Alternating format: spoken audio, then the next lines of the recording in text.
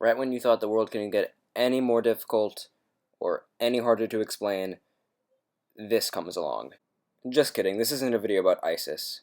I absolutely hate talking about this. Prepare yourself. Prepare to be triggered. Men are being... oh god. Men are being underrepresented in the United States school system. I never thought I'd ever say that as a man. Men have had an amazing track record for owning history. Like, let's be honest here. Aside from, like, Martha Washington, the progressive movement, Rosie the Riveter, and, like, the other small movements for women that have happened in all of history, what else have women had? Now, before I get into what male discrimination, air quotes, before I get into what that is, I'm going to show you some criticisms of the idea in general so I don't look like an asshole. Women have basically been oppressed through all of history, right? No one can object to that. However, since the progressive movement in America, women's rights have been getting better, in America at least. But still, women are paid significantly less than men, so there's still a lot to be done. But to say that men are being discriminated against out of context sounds really weird, and it sounded really weird to me, because saying that men are being discriminated against is like saying that a man works at Hooters. It's definitely possible, but really though, saying that men are being discriminated against in America is so hard to believe when you look at all this shit women have had to deal with through all of American history, and all of history in general. In fact, in my opinion anyway, the title male discrimination, I have air quote hands up in the air right now, does not fit what is currently happening in America. So, for the rest of this video, I'm just going to call it male discrimination, but it's more like male underrepresentation in schools. So quite obviously, we're all equal. No matter your gender, your age, or whatever. I really don't want to offend anyone, so whenever I say anything remotely offensive, I'm just gonna play this audio clip. We're all fucking equal! So I want to get on with it, and if you are offended, look at the screen. Most people believe that men are overrepresented. In fact, Professor of Education Patricia O'Reilly said, "It is really clear that boys are number one in the society and in most of the world." Not sure how someone can be a professor of education. I'd think that's comparable to being an expert at breathing. But anyway, this quote is coming from a professor of education and the director of the Gender Equality Center at the University of Cincinnati. So, it is understandable for someone to think that men dominate every part of Western culture and society. However, in 1997, college full-time enrollments were at 45% male and 55% female.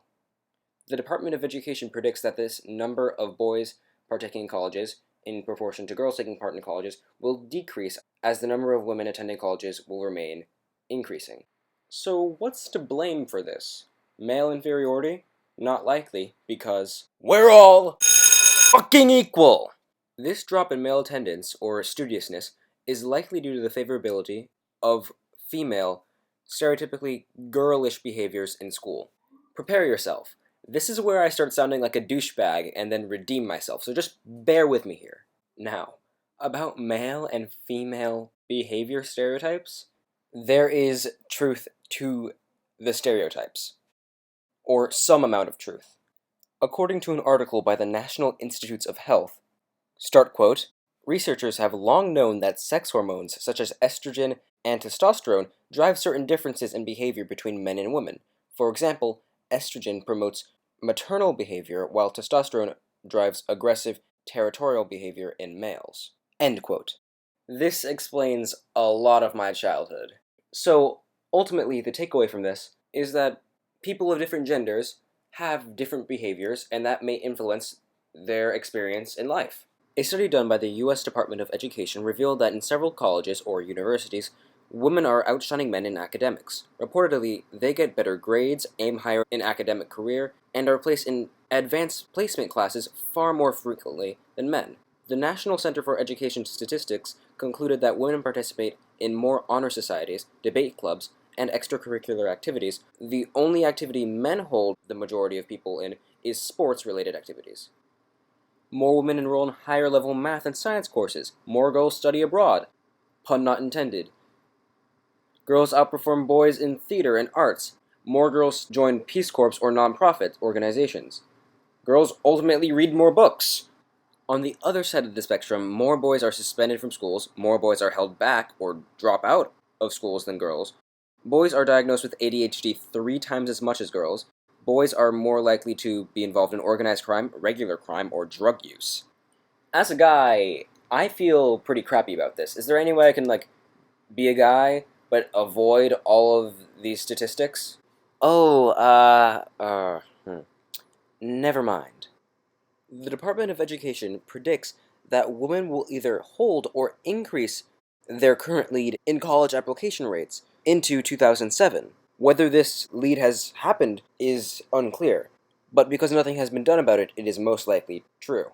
They predicted that by 2007, the previous statistics would grow to 9.2 million women being in colleges, while only 6.9 million men being in colleges. Now, it's great that women are participating in education, more so than men, but men still need to be participating, and this decline in male participation in the American school system needs to be changed. Now, back to what's causing this. Do you remember what I said about male discrimination earlier? Well, there is some truth to that. Because men have more testosterone, that makes them more likely to fidget and move around more. Behavior that, as you know, is frowned upon in American schools. So essentially, boys have the urge, the biological urge to move around, run, play, while they are being told to be held in constraints to the stationary life of a classroom. Because girls don't have as much testosterone as boys, they don't have this struggle. This connects back to a decrease in college application rates among men, because this early on, when boys are punished for having natural boyish, fidgety behavior, boys get a negative connotation of what school is. For example, an elementary school student, Jeremy Nussbaum, was suspended from school because his teacher saw that he bit his cherry Pop-Tart into the shape of a gun. It is completely natural for boys to want to view violence. And punishing them for this behavior is not helping them achieve anything in schools. In fact, it's making them view schools as more of a prison than a learning center. This then relates to male academic underachievement, because when boys at an early age view school as a prison or something along the lines of a prison where they will only get punished for their own behavior, they lose interest in work habits.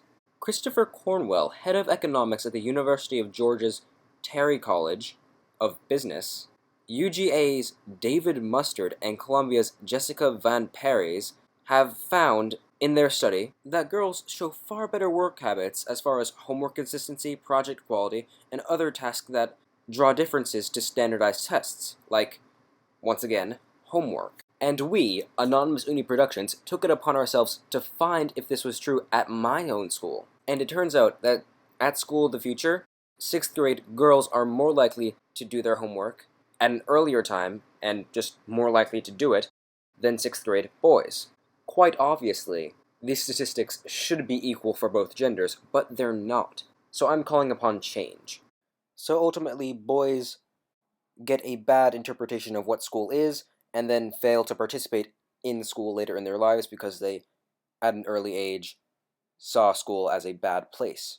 While it may seem childish to demand that males be considered and fight against their own oppression by the American government / Department of Education, when you look back at all of history, but if this trend keeps going on, where men lose interest in school and then have a greater tendency to not apply to colleges, what type of society are we setting for our future sons and daughters? It is a problem.